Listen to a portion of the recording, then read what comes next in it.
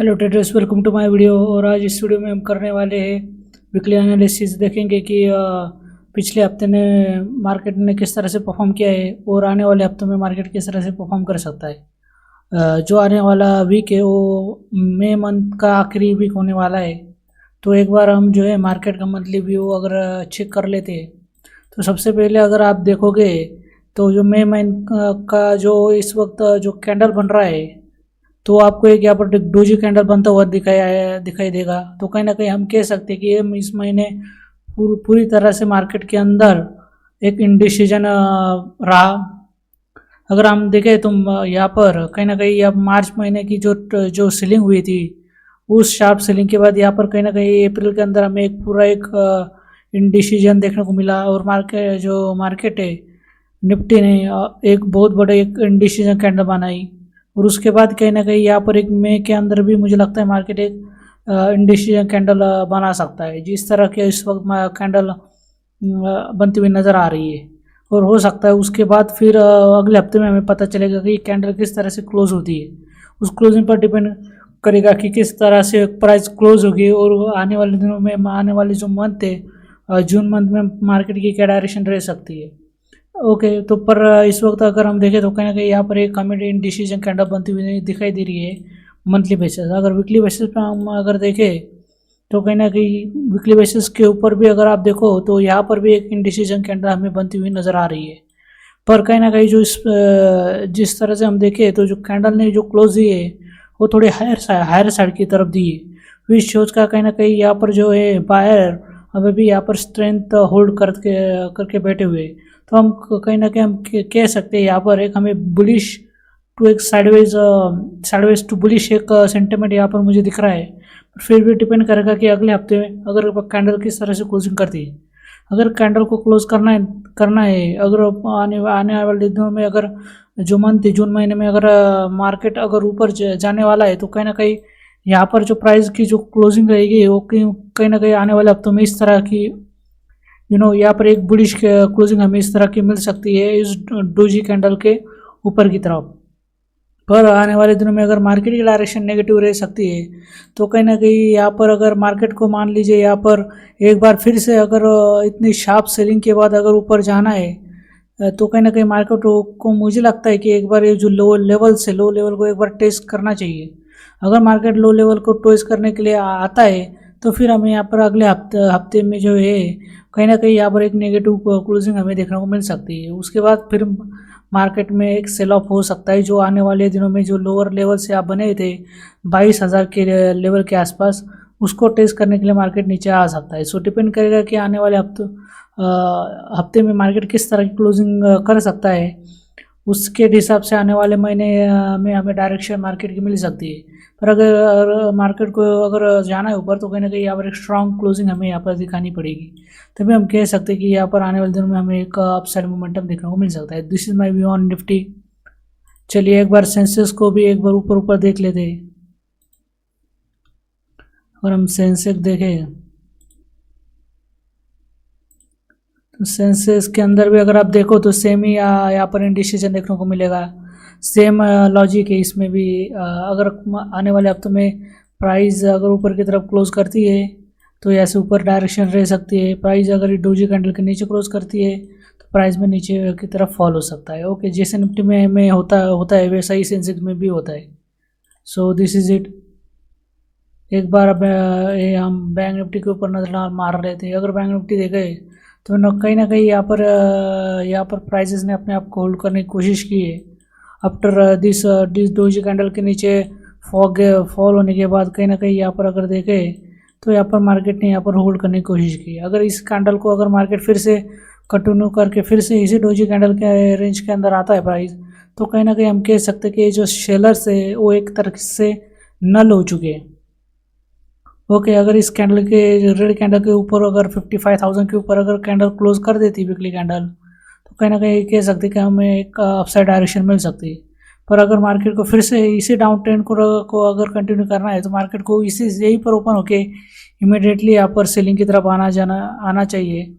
तो डिपेंड करेगा कि कैसे ओपन होता है और वीकली क्लोजिंग कैसे रहती है। अगर इसी और ग्रीन कैंडल के लो के नीचे अगर वीकली क्लोजिंग हो जाती है तो हम कह सकते हैं कि लो लेवल यानी 50,000 का जो लो लगाया था बैंक निफ्टी के अंदर, उसको एक बार फिर से टेस्ट करने के लिए आ रहा है market. Okay, so depend on the closing of price, कहाँ पर प्राइस मोमेंटम कर सकती है, उसके हिसाब से हमें आने वाले दिनों में बैंक निफ्टी के अंदर डायरेक्शन रहती हुई नज़र आ सकती है। चलिए एक बार अगर हम थोड़ा जो गिफ्ट निफ्टी उसको भी देख लेते हैं। गिफ्ट निफ्टी के अंदर भी आपको वही सेम चीज़ें देखने को मिलेगी। अभी भी यहाँ पर भी एक इंडिसीजन ही है because of all this US Iran war and all. अभी भी अगर आप देखो तो यूएस ईरान के बीच में जो वॉर है उसके ऊपर जो बातें चल रही, ट्रेड जो चल रही पीस टॉक, वो अभी भी बहुत ज़्यादा अनसर्टन है। अभी भी उसमें कोई हमें एक डायरेक्शन नहीं मिल पाई है। सो आने वाले दिनों में भी हम कह सकते हैं कि थोड़ा इंडिसीजन ही रहेगा जब तक ये डील नहीं हो जाती। ओके, अगर हम देखें इंडियन रुपी, तो इंडियन रुपी ने पिछले हफ्ते का अपना all time high 97, almost 97 rupees पर डॉलर के आसपास यहाँ पर टच किया था। अगर आप देखो हाई ऑलमोस्ट 97 रुपीज़ पर डॉलर को यहाँ पर टच किया था, तो ऑल टाइम लो यहाँ पर इंडियन रुपीज़ ने बना दिया है। तो कहीं ना कहीं अगर हम देखें तो यहाँ पर डेफिनेटली यहाँ पर सेबी आरबीआई ने इंटरवेन किया, और अब आप देखें तो कहीं ना कहीं रुपए के अंदर का जो प्रेशर है वो भी अब यहाँ पर हमें कम होता हुआ नज़र आ रहा है। अब इस वक्त रुपये जो चल रहा है वो 95 के आसपास चल रहा है। पर जिस तरह से यहाँ पर अगर आप देखो तो कंसोलिडेशन हुआ प्राइस के अंदर, वो फिर ब्रेकआउट हुआ और उसके बाद फिर से प्राइस रिटेस्ट के लिए आ रहा है, तो हाई चांसेस है कि फिर से अब से इंडियन रुपीज़ फिर से ऊपर की तरफ बढ़ सकता है। तो आने वाले दिनों में जो है हमें आने वाले 1 से 2 महीने में हमें 100 रुपीज़ पर डॉलर देखने को मिल सकता है। तो पर इंडियन रुपीज़ स्टिल भी काफ़ी ज़्यादा कमज़ोर अभी भी है। डॉलर इंडेक्स अगर देखो तो काफ़ी स्ट्रांग है, लगभग $100 क्या है, 100 जो डॉलर इंडेक्स है इस वक्त हमें यहाँ पर कहीं ना कहीं आप देख सकते हो 99 के आसपास चल रहा है, विच शोज़ की काफ़ी स्ट्रेंथ हमें यहाँ पर देखने को मिल रही है डॉलर के अंदर। अगर डॉलर आने वाले दिनों में ऐसे ही बढ़ता रहा, लाइक 100 के आसपास पहुंच जाता है डॉलर इंडेक्स, तो डेफिनेटली इंडियन रुपीज़ में काफ़ी ज़्यादा हमें फॉल देखने को मिल सकता है। So I you all understand this thing. India VIX देखे तो कहीं ना कहीं यहाँ पर एक साइडवेज हमें इंडिया विक्स नज़र आ रही है।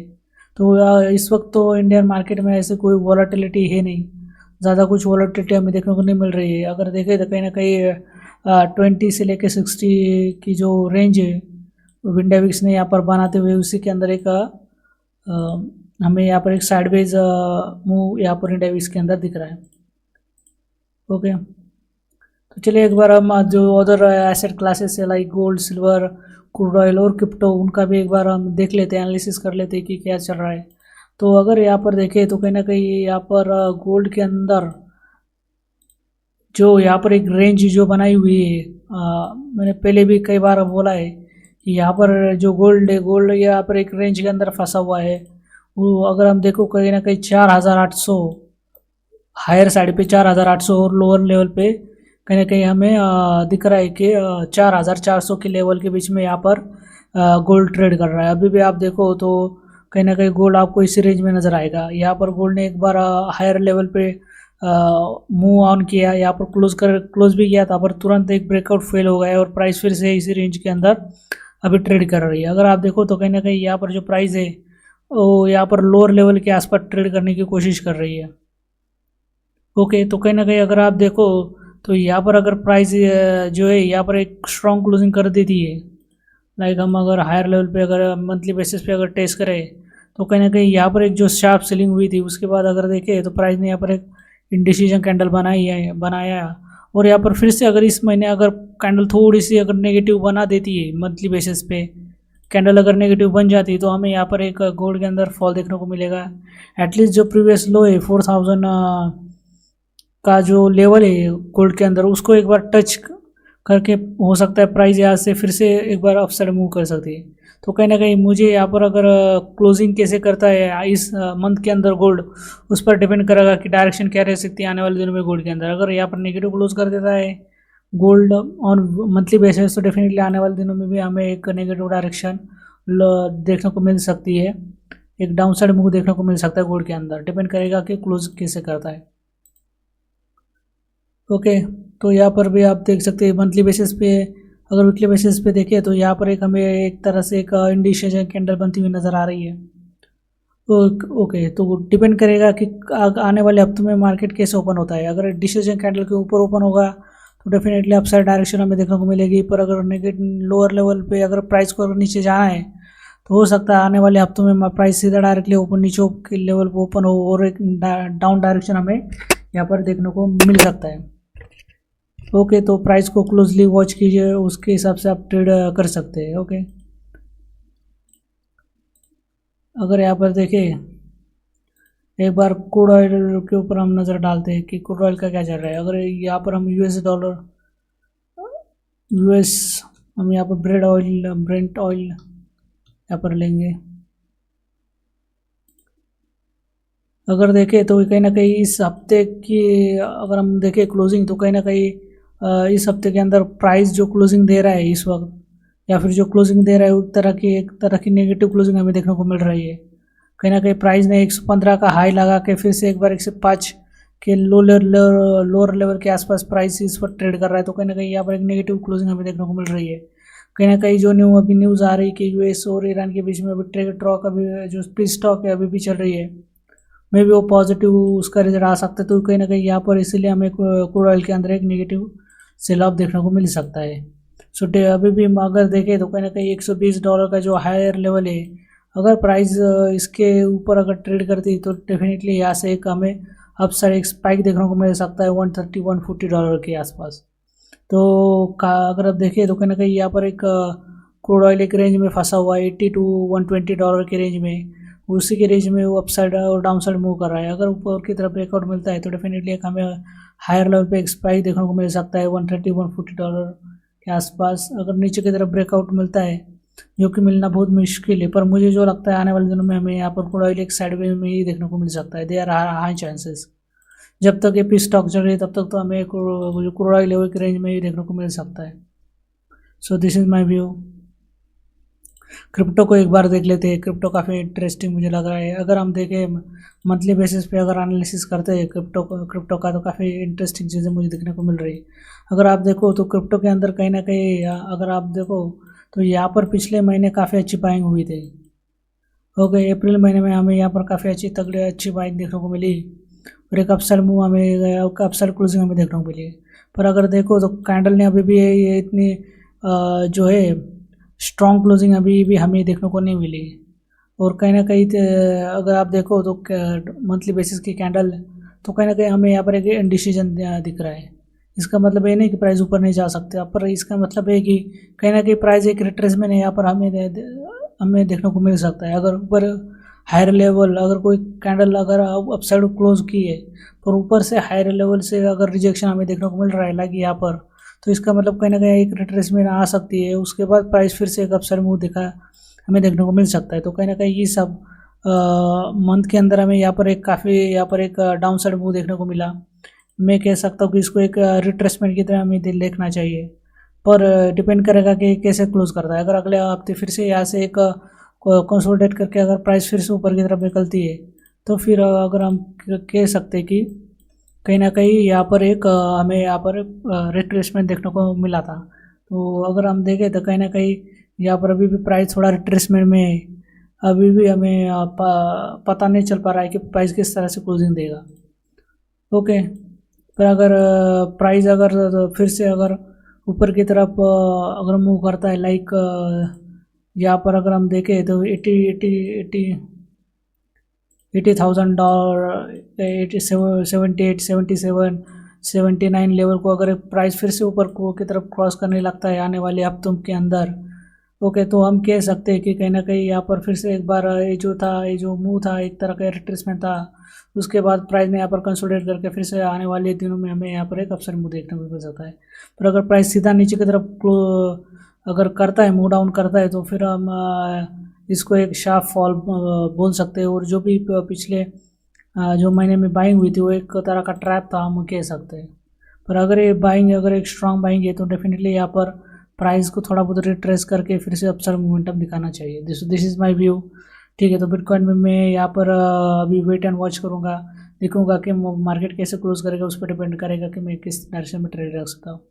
ठीक है, thank you for watching for this video.